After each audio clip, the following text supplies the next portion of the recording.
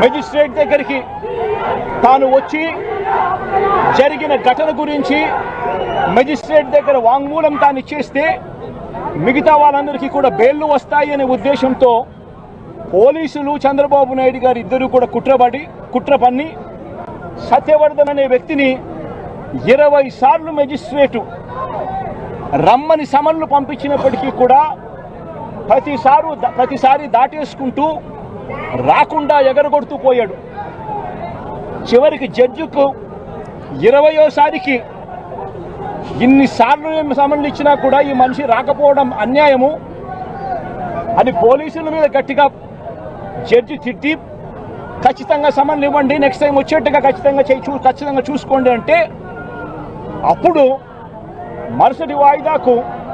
సత్యవర్ధన్ అనే వ్యక్తి తానంతటి తానే హాజరై